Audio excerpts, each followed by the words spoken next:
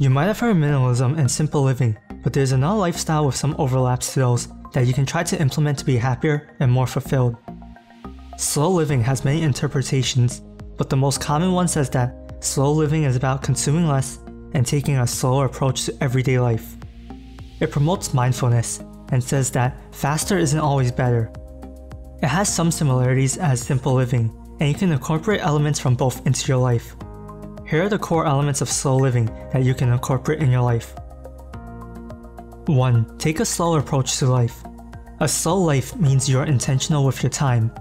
You can apply slow living to aspects in your life like work, reading, and travel. But I want to talk about incorporating it into your free time first, because it is the most impactful area you can try slow living. You only have so much leisure time in a day. Everyone complains that they don't have enough time to do the things they care about, but they could get more time by taking a slower approach. Instead of packing your free time with as much stuff as you can, you have to learn how to say no to protect your free time. You might get a lot of invites to events you feel like you should attend out of obligation, but you need to say no if it isn't mandatory and it doesn't bring you joy.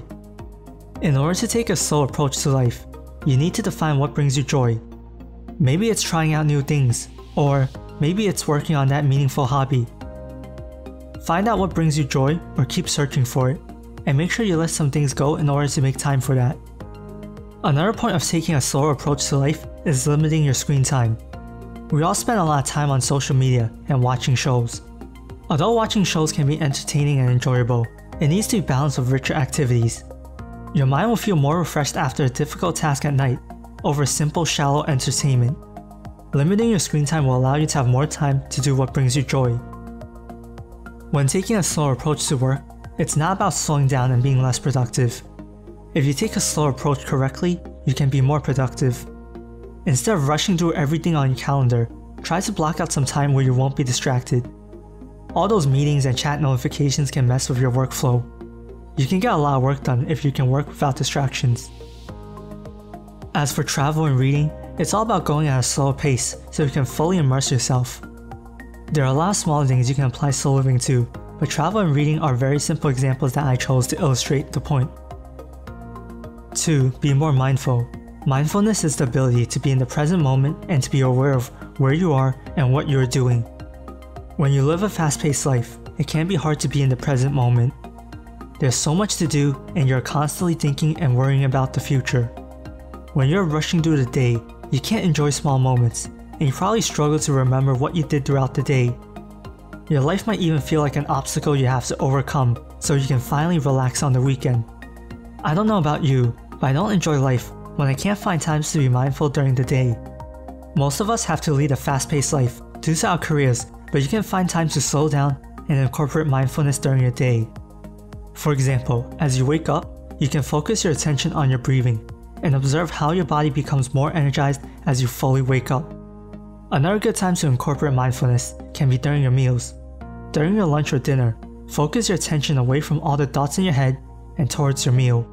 Appreciate the experience of eating, and your lunch or dinner will be more enjoyable.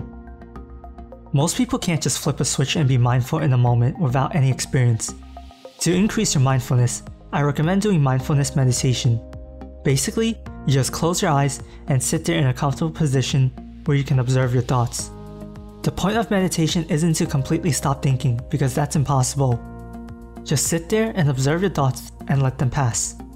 This isn't a video on meditation, so if you want to learn more about mindfulness meditation, I recommend checking out Improvement Pill's video on meditation. 3. Consume less. Just like simple living and minimalism, slow living rejects the idea that material wealth brings happiness. However, slow living doesn't push you to declutter your possessions, although I do think decluttering is something everyone should do. Slow living promotes being grateful for what you have and being conscious of every purchase. Instead of mindlessly buying and consuming stuff, you should put more thought into every purchase. This allows you to invest in more timeless things and save more money. With more money, you can save and invest more, which can eventually give you the freedom to pursue your passions. You want to consume less so that your money can go into what really matters to you. Those are 3 major elements of slow living. If you're familiar with minimalism and simple living, you can see how there's a lot of overlap. They are both all about having more time for what is important to you. They also promote being self-aware and figuring out what works for you.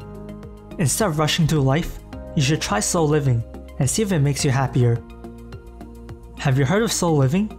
Leave a comment below and check out the video shown on the end screen if you want to learn more about minimalism, since it shares similarities to slow living.